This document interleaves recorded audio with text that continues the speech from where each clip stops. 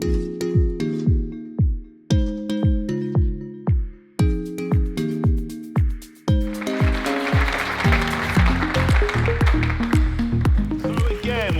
pause as we move forward as we look at how do you innovate to accelerate?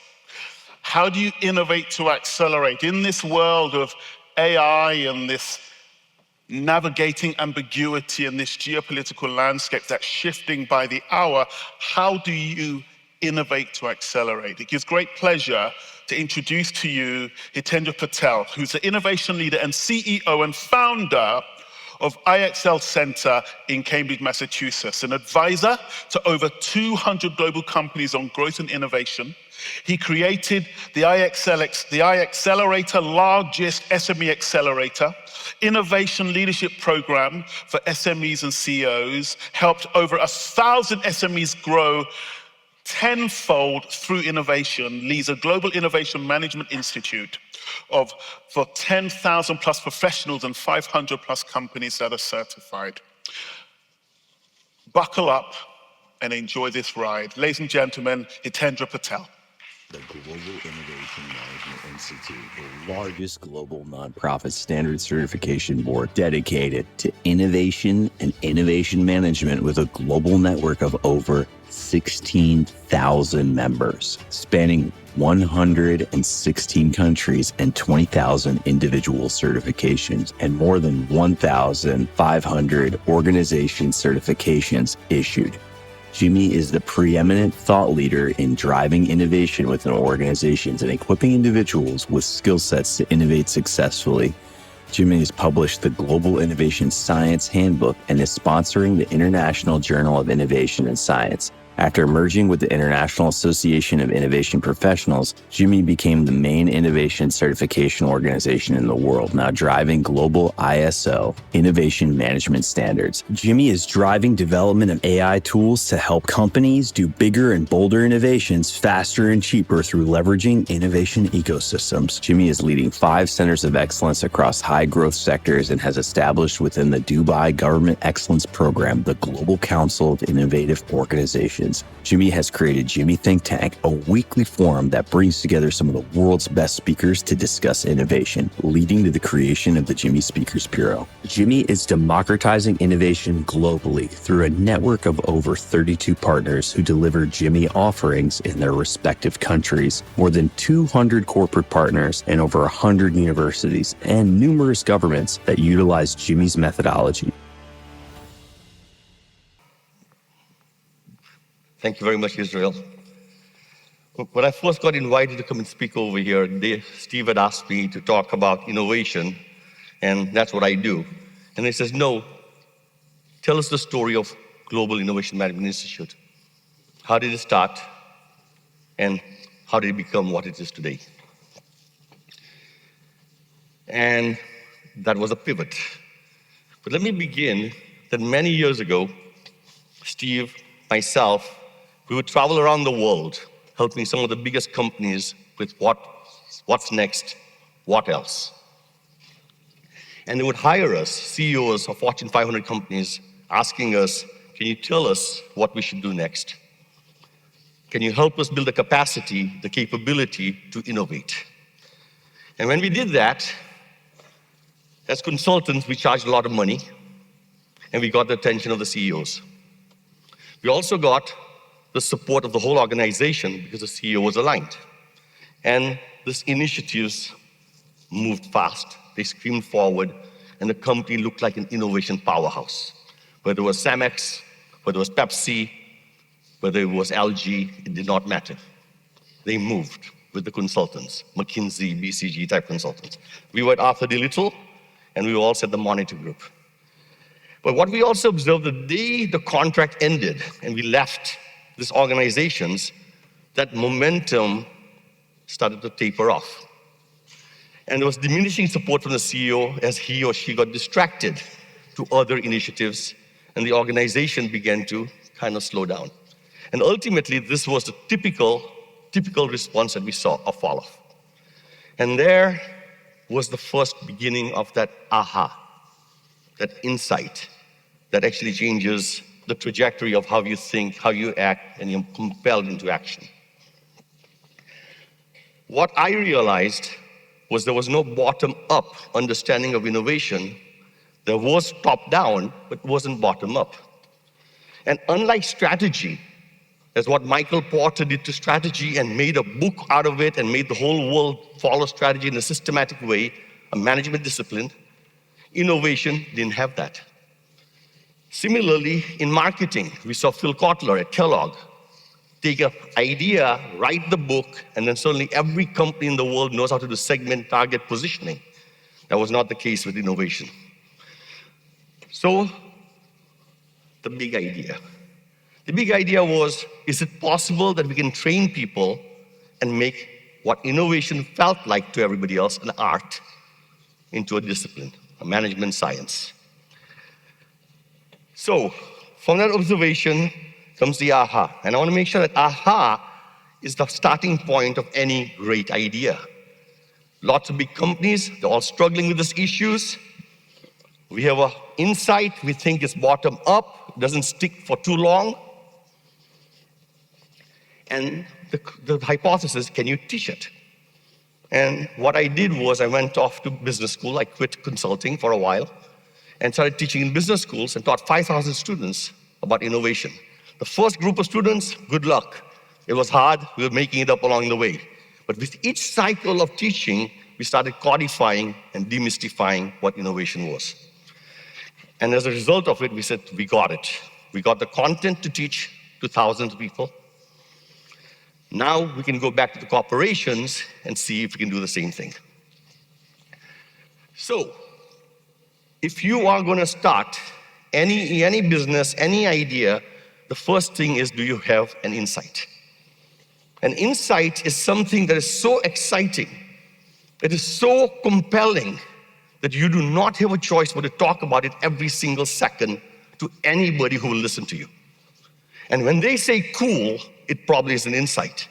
So the first thing was, do you have an insight before you get started? And that insight has to be unique. That insight has to be somewhat insightful. Insightful. But it also has to have something else with it. Do you have the right to play with that insight, and do you have the right to win? And one other part of a great insight was exactly that. Do you have the domain knowledge to actually act on your idea? Do you have the content? Do you have the knowledge? The next part of this story, as we started building it up, was how do we engage people?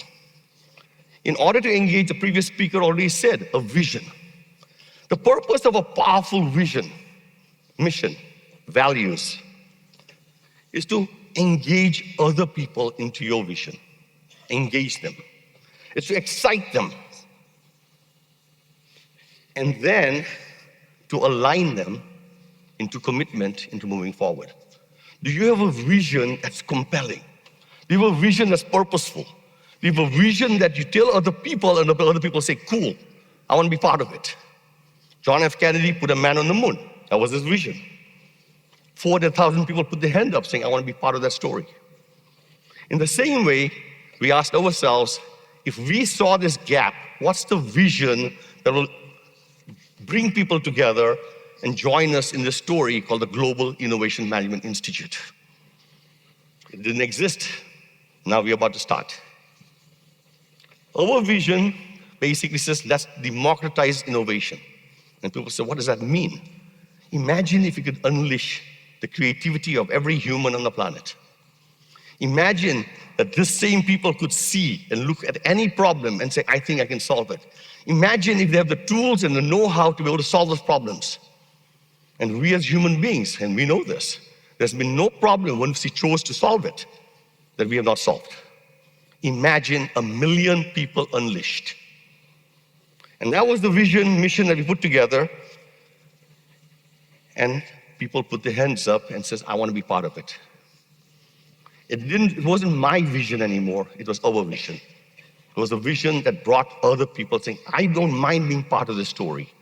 I don't mind telling my kids later on, what did I build? Which is a story that's worth telling. Inside the vision, there's also this belief that there are certain things about values that engage and excite people also. And the values that we put in place came from our heritage from Arthur D. Little, our heritage from Monitor Group, where we always said, let's do societal change, impact at society's level that will change the world and the story worth telling. So on one side, societal impact. If you train 1 million people, what's the impact? The second one was stretch targets. Set targets which are so high up that they're almost impossible to achieve. Almost impossible. But if you really put your mind to it, you might, but it'll require out-of-box thinking. Whatever you did yesterday will not work today and will not help you get to tomorrow. You have to get out of your thinking processes, and you can't just work harder and work faster. You have to think differently and act differently. And the last one, which makes people proud, is we had to be preeminent. How could we be the Harvard, the Oxford of this particular topic? Could we become the next Michael Porter, the next Phil Kotler? Could we establish our legacy by being preeminent? And who doesn't want to be part of preeminence?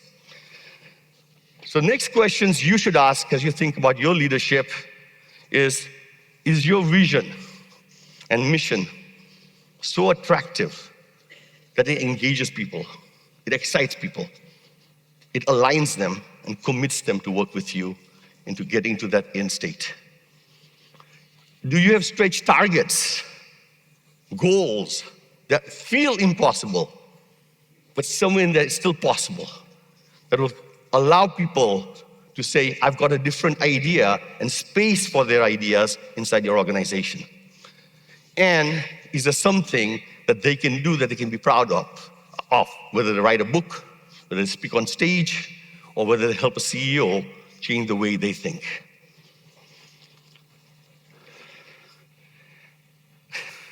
When we came up with this idea, I was in Dubai, and one of my colleagues from Washington University in St. Louis, he and I were teaching together, and I told him, this is what we want to build. And he says, who gives you the right to train 1 million people? Who gives you the right to certify people? Don't you have to go to some organization that will certify you? And first question, that immediately feels like a roadblock. How do you get over this? Thought about it a little bit, and I asked a question very simply. Who certified those certifying organizations? Who certified Harvard and Oxford? And with a little bit of irreverence, a little bit of attitude, a little bit of chutzpah, I said, I will put people like Steve Wyatt, good colleague of mine, other innovation leaders, other business leaders on a board, and this board will tell us that what we're doing is the right thing. But we don't need somebody else to give us permission to move forward. Because if we wait for that permission, I'm sorry, the answer is typically the same, no. And in innovation, the NO is what kills you.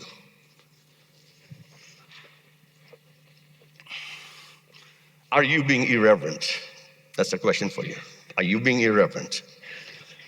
Now, there are certain characteristics also that I had to ask myself, did I contribute to the success of building this particular institute? Remember, in 2009, it was one person thinking about it. Today, it's a global entity across 35 countries, and it can't be stopped right now. It's a movement. So what were those characteristics that I had in the early stages which were really effective in getting us move forward? Well, one was my thought leadership. I had been teaching, training, talking about innovation for a long time. That helped. I had the right to talk, right? So you need domain knowledge. But I was also lucky to have a strong network, a network of the school I had gone to for my business, the colleagues of mine from Monitor and Arthur D. Little, the clients I'd worked with historically, the universities I taught in, and there was a network. And that network immediately allowed me to be 10 times bigger, maybe even 100 times bigger than just me alone. There was a characteristic of being a team builder that allowed you to draw people together towards you.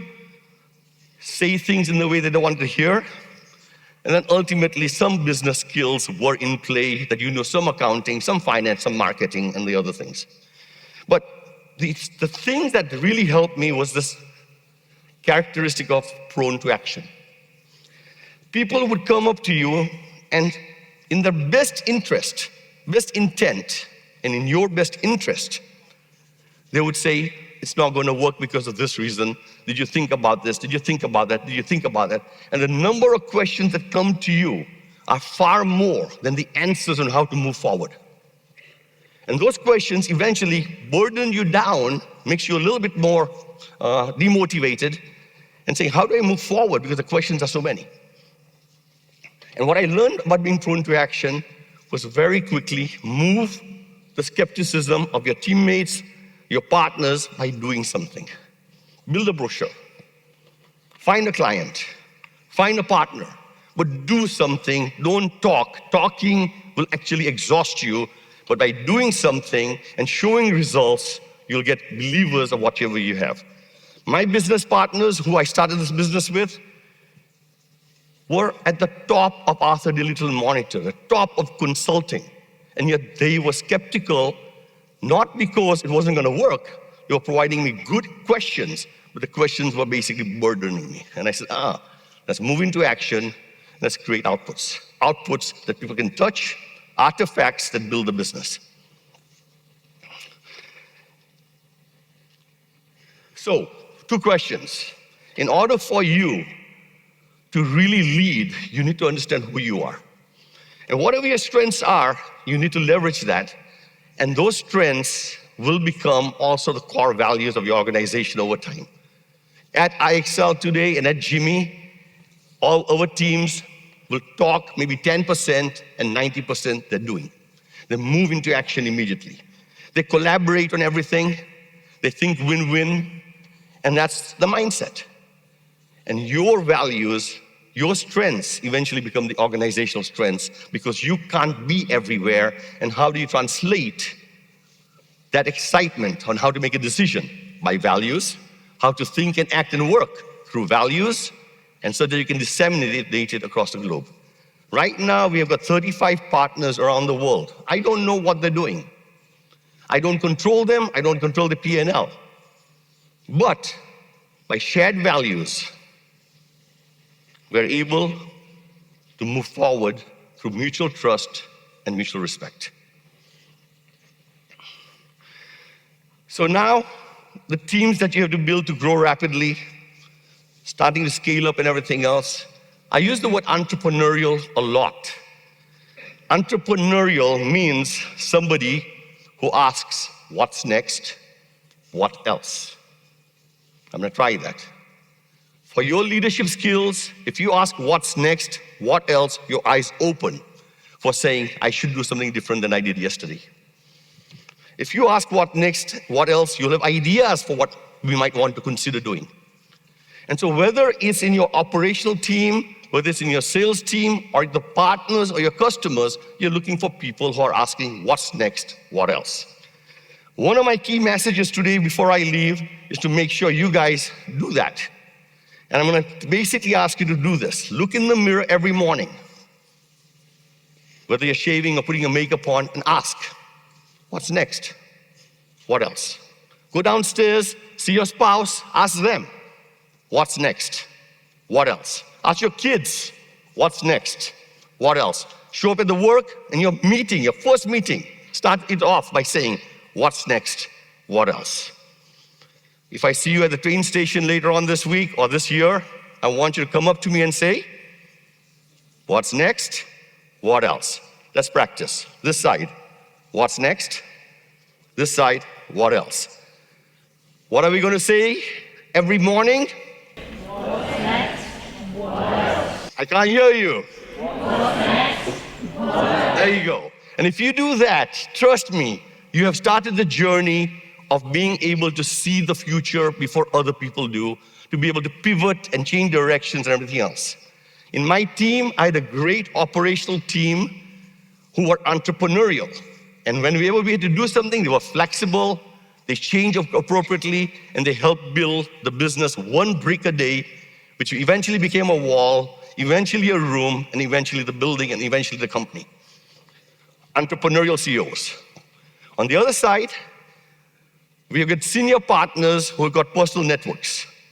And we asked them to go talk to the personal networks while we were being in this entrepreneurial early stage.